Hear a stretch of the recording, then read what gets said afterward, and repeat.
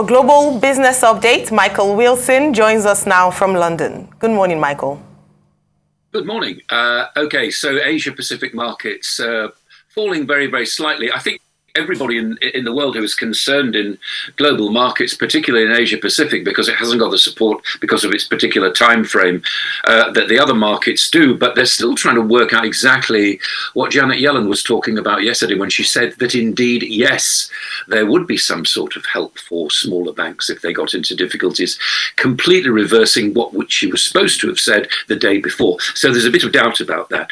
Rather unsurprisingly, TikTok CEO one Shu Zhi-Chu subjected himself to a Senate hearing, or rather a congressional hearing yesterday, and unsurprisingly, it got fairly acrimonious. People are trying to work out, the United States particularly, if TikTok is owned by ByteDance, which is one of China's largest companies, what are the connections between ByteDance and China's government? Thus, what is the connection between the data on TikTok and the Chinese government? And it didn't bode very well. It was an unconvincing performance. Apparently, it went on for a very, very long time, but nobody really is any the wiser. And of course, we've had the EU and the UK saying that they banned TikTok from being used on government devices. Crypto, as you know, is banned in China.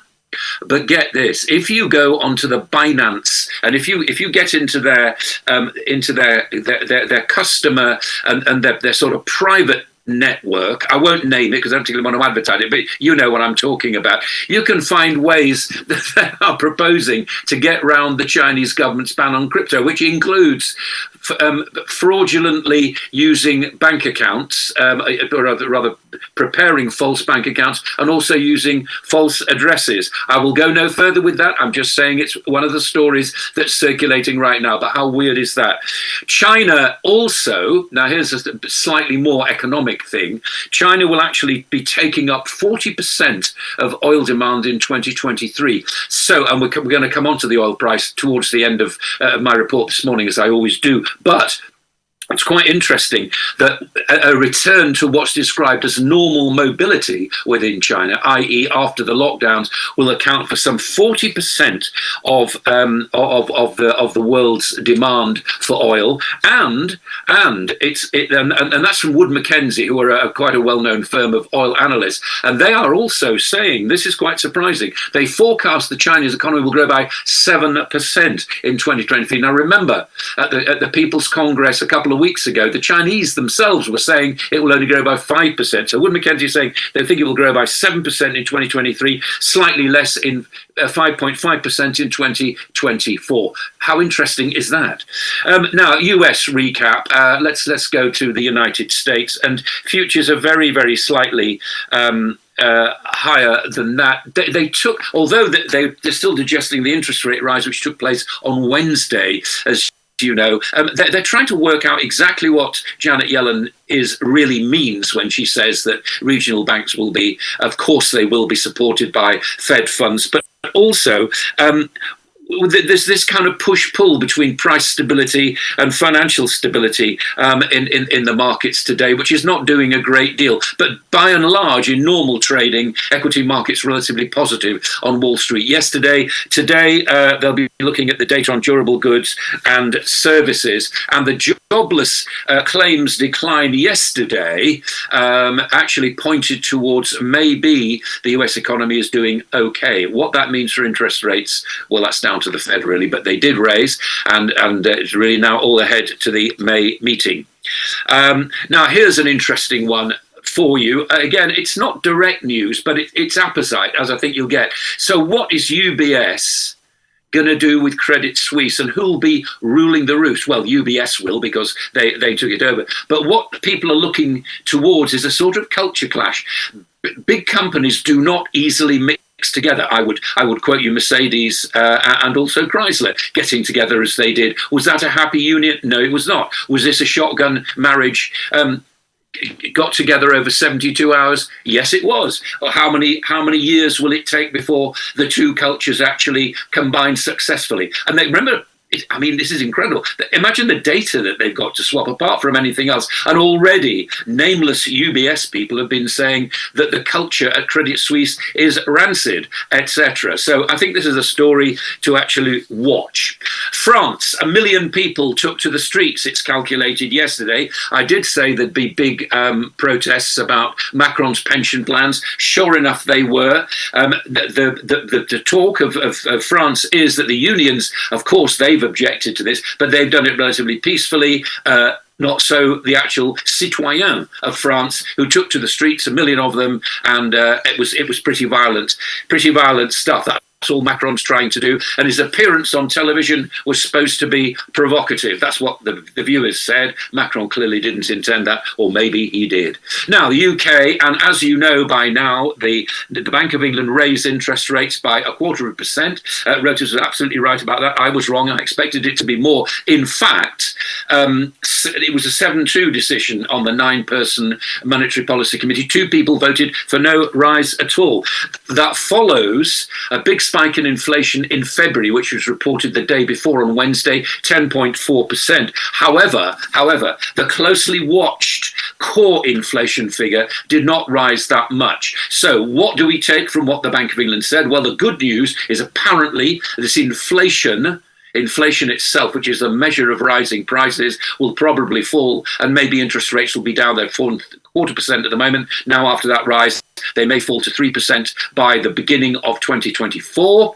The UK will escape a recession, and also the thing is now, what will central banks like the ECB and the Fed do in the future? They all seem to be moving in lockstep right now and attracting the same sort of criticism that central banks get. Do you want to clamp down inflation and then worry about the economy afterwards, or vice versa? And at the moment, what they're all doing is clamping down on inflation. Consumer confidence showed a bit of a dip a couple of months ago. Now it's back again, but people are worried about their personal finances in the UK, even though interest rates may be forecast to come down. And finally, to commodities, crude rising a little bit more today. Not just that news about China, which it will take a while to settle down, but the jobless claims from the United States showed that the US economy is doing rather well at the moment. And gold, well, it got to that 2,000 an ounce figure, and who's to say it won't stay there? That is the big question being asked at the moment. But it's called, what they call it at the moment is a favourite trade on Wall Street, which means that if your customers or your investors are getting worried, you say, don't worry about it, invest in gold because it's a safe haven. That's the global view this morning. All right, real quickly, 2 interest rate rises, both parts across the pond, and we're seeing that possibility come up. But for me, it's the holdback effect on the banking sector. That's what I'm scared about. Because if those interest rate rises really got into the bond market in America and it caused that chaos, then you still have that effect reverberating around the world, and the UK might be next.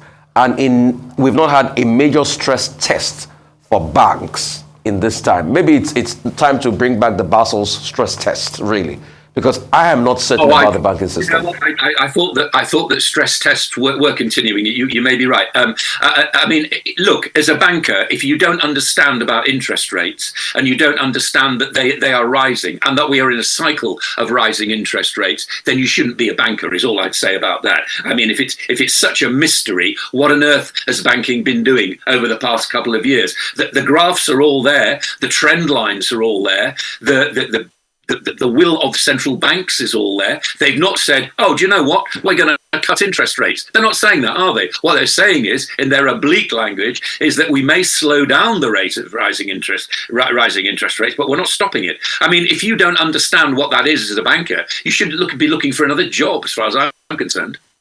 All right, thanks, Michael. Just to go very quickly to the chew being chewed by Congress yesterday. And one thing the company representative said, that despite all the, what had been discussed and the questions posed to him in the 4.5 hours grilling, they didn't quite talk about the merits of TikTok, especially to the United States businesses. 5 million business owners could potentially be affected if the ban goes through. What do you think this would come as a merit? Well, I suppose there is. If you want to use TikTok, then you can, in the same way that you can use social media to improve your business, should you so wish. I would have thought the way to do it is to connect with the customers, but maybe that's what you do. But there's always going to be risks. You stick something out there, and you stick it out there on social media, or you stick it out there on TikTok, you've got to be aware of the possible dangers. I'm not saying that the suspicions are right or wrong. All I can say is, and there he is, Mr. Chu was actually told categorically that this is the biggest bipartisan, and that's quite important as far as the US is concerned. So it's both Republicans and Democrats. This is and they won't mean much to somebody who is used to the autocratic nature of a Chinese government. But what they're saying is, what they were saying to him yesterday, listen, we're going to get you. We're going to ask you uncomfortable questions, but do understand this is a bipartisan probe. In other words, from either sides of the aisle, and as far as the US political scene is concerned. Now, I would have thought, and if they're all walking away from that, the general mood was, I'm unconvinced. Well, what more can I say? They have the man, they grilled him. They're still unconvinced about ByteDance, which is the parent of TikTok, and its connection with the Chinese government. Is it connected? Who knows? Well, the question is this. After 4 hours of bipartisan pummeling at Congress yesterday, it's very clear that the TikTok chief could not convince Congress. Particularly, as he even pointed out, he's from Singapore, his wife is US born, and TikTok is working with Oracle to address security concerns. The bigger question is, what is the future of TikTok in the US? Will TikTok roll back and sell its stake in the US? Will it remain adamant and get the ban? And in any case, if the Americans ban TikTok in the US, well, what's the big deal? After all, the Chinese, they don't allow WhatsApp or Signal, US messaging apps in China. Two, it looks like the UK has more serious problem than Johnson drama. With inflation now, at 10.4%, with interest rate at 4.25%, the highest in more than a decade. But I was expecting that maybe you would talk about the effect on mortgage, on council tax, which averagely will exceed £2,000 per annum. And then where does this leave Jeremy Hunt's budget? And finally, with regard to cryptocurrency, well, Do Kwon, the fugitive, crypto chief, has been arrested in Montenegro. And but there's no extradition treaty, either between USA or North Korea and Montenegro. So will he get away with it? Despite the charges in the US? I have no idea. I do not know the answer to your last question. I simply have no idea how that will progress. And I mean, that's down to the sovereign states concerned. I have absolutely no idea about it. And it has no reflection, as far as I'm concerned, on the future of cryptocurrencies, on the future of Bitcoin and the rest of it. As I said to you yesterday, Bitcoin may be approaching $100,000 level. We know the weaknesses of crypto. We know its strengths, and I will repeat this. I think that when blockchain payments are approved, doesn't matter what currency what cryptocurrency they're in, then I think we could be moving towards a much more open kind of society, if that's actually what you want. As far as the UK is concerned, I would point out to you that, yes, you're right about inflation. It did get to 10.4%, but that's not core inflation. And that's what the United States monetary policy concerns itself with as the UK monetary policy. So let's talk about what's actually going on, which is the 6.2% rise in core inflation. That's the worry. 10.4 reflects all sorts of volatility, and I really wouldn't look at that figure. As far as interest rates are concerned, yes, the only weapon that central banks have, and the Bank of England is not alone in this, and I'm not saying they're right or wrong, I'm just saying this is what happens. They have monetary policy, and that's why interest rates, they said they would rise. I would have, if I'd been them, if you're asking, I would have raised it much more. I would have raised it by 0.5%, and then watch the confusion, but say, look, we are a strong central bank. This is last. For what it's worth, the money markets this morning are 50-50 on whether this is the last interest rate rise. So that's where we are right now. They feel as though the money markets, they may be right, they may be wrong, but it's where the money goes. It could change, the beginning of next week, who knows? But at the moment, the bet is 50-50 on this being the end of the interest rate rising cycle. And also the prediction from the Bank of England yesterday was that interest rates may well be 3% by the beginning of next year. Okay, thank you, Michael. Thank you very much. Now for business updates across the African continent, Rotus Odiri joins us. Good morning, Rotus. Good morning, Dr. Ayo Rufai. Good morning, everyone. Actually, to start with TikTok, and the grilling that we saw yesterday, as far as privacy concerns are at the top of the matter. There's no difference between what TikTok does and what Facebook does and what Google does and what any of these other tech firms do in terms of... They even do more than TikTok. They even do more than that. And he mentioned it on it. He slipped it in. He slipped it in there, but they were absolutely... I mean, this is just nothing more than a proxy war between the United States and China. I mean, we use US dollar cards here, our search in history, our addresses, where we move. The US wants to spy on any one of us or know where we are. Are you sure? At any time. They're not even doing it now. So all this, I mean, I watched it live. That was a but brutal the US thing. is not alone. The UK has also banned the use of TikTok in Parliament. Yeah. And they intend to go beyond that. The same has been done in Canada. The same has been done in other parts of the world. True. So, and the concern is about national security. Yes, but Doctor, what I'm saying is... Who determines national security? all our mobile phones here... So should we also ban them? We have our own domestic thing. We have to depend on them. Banning and counter-banning, like you mentioned, right. I think it was Doctor that mentioned that even in China, they banned the use of WhatsApp. So Right. it's the But West the against thing them. is, they're all the same. That's why I keep telling that my lad brother to buckle up. Anyway, this is what happens when you don't develop your own technology. So the NLC, the National Employment, or rather Nigeria Employers Consultative Association, they are asking the NLC to call off their Naira scarcity strike, saying that to do so would just plunge the economy further into turmoil. So, I mean, there are still queues at banks right now. There's still, by and large, a bit of fuel issues here and there, but not widespread. To now put a strike on top of this would make things even tougher. We do understand though that some officials at the central bank did meet in Abuja with NLC members to try to get that stopped. So hopefully they don't carry that out. Access Bank held a International Women's Conference, I believe it was yesterday. Akiwumi Adesina, who is the president of the African Development Bank, was at that conference, stating that women-led SMEs face, or rather have a $42 billion financing gap.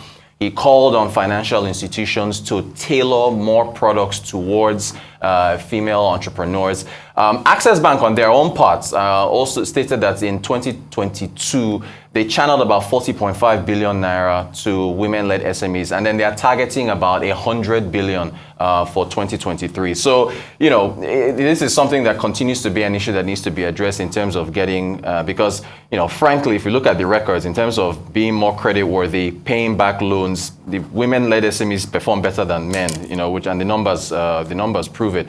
To the SEC, it's Global Money Week. They were in Abuja urging Nigeria's youth to invest more at an early age, to pick up more on savings and investment culture. So Global Money Week is all about, financial literacy and telling the youth to, because if you look at, I think the average age for an investor on the NGX, the stock exchange is about 40 and above. Right, we don't have that much youth. Well, there's no jobs, right? So you have to have money to be able to invest. So there's all that, but still, Global Money Week continues. And then to Zimbabwe. Zimbabwe is increasing civil servants' pay, backdated to March the 1st, 100% increase, although inflation is at 92.3%, a conservative estimate. $250 COVID-19 allowance for healthcare workers, $80 monthly for teachers. Now, Zimbabwe does have an election later this year, so if you want to get cynical as to why they're doing this now, well, you can. But anyway, they're increasing civil servants' pay. Still in Zimbabwe, Al Jazeera ran a sting operation of their investigative units on gold smuggling, what they call the gold mafia. The gentleman you're seeing here is Hubert Angel. I love the fact that the irony is that his name is Angel. Here's next to President Mnangagwa. He's an ambassador, British Zimbabwean ambassador that was appointed to bring investment into Zimbabwe. And this video, this undercover video, actually shows him talking to reporters who posed as pretty much gangsters that admitted to him and his people there that they are going to be bringing smuggled money into Zimbabwe, and they want to clean it up by laundering it into using gold. Because, you know, and so he openly said, hey, oh, by the way, he's a pastor. I should also point out that he's a prosperity pastor. Yeah, they showed a video of him healing somebody who couldn't walk. So he's also has a church and everything. So he's on video saying that, we can get the money in. He calls the Minister of Mining and Natural Resources. He's on the phone saying, oh, about $5 million comes in and out of Zimbabwe. We can bring it in, clean it up. So big sting. They've asked the President Mnangagwa for comment. He hasn't said anything. But yeah, that's what's going on the continent. I mean, it's not shocking what happened. Sorry, by the way, this made me think of your interview with the former Ekiti State Governor, and that recording, which went viral yesterday. So yeah, I mean, it's not shocking. This pretty much happens, and it happens with minerals, you know, blood minerals. Yeah, that's why you had blood money. That blood money. Blood diamonds. That's why you pretty much have something called the Kimberley process. You know, that's you wouldn't be able to check all those minerals how they go out and all of that. Concerning TikTok and what's it called? The hypocrisy. The hypocrisy.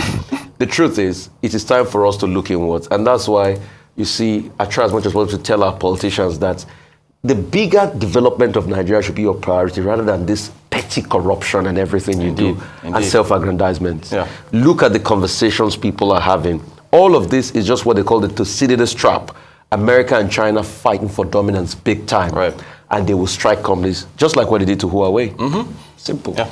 All right, just talk about women's access to finance, and I thought that's really important for the president of the AFDB to highlight, particularly its International Women's Month. I was at Access Bank's event yesterday. Okay, great. Yeah. But one of the things I wanted to say was that we've been talking about this for many years. Right. Perhaps when we talk about equity, beyond just equality and, you know, having these programs for women, is ensuring that we understand the challenges which a lot of people have identified, but meeting those, you know, challenges head on. So number one, collateral. This issue around collateral, can we modify it for women so that they can have access? But a number of issues around that. But thank you very much for highlighting. Workshop by the Securities and Exchange Commission. Yes, youth investment. It's a good idea. Yes. To encourage youths to invest.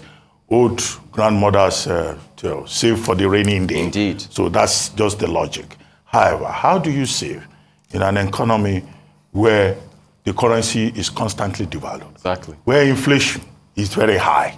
That could be, a source of agony for people who want to invest. Why the principle is in order? We have an environment that does not encourage savings. Number three is that, which is the main message that I got from that conference, from that workshop, is that they're telling these young people, if you want to invest, don't invest in financial scams that you are not sure of. Right. And that's a very strong message. As for NECA saying NLC should shell strike, well, events will seem to have overtaken that because we're told that the CBN has already asked the banks to give out money and that the CBN would make old notes available. What remains is for the CBN to issue the appropriate circular. But it's good that the CBN is talking to organized labor, which has threatened to start the strike next week. But hopefully before next week, events will have overtaken. Thank you very much, Robert. Thank you.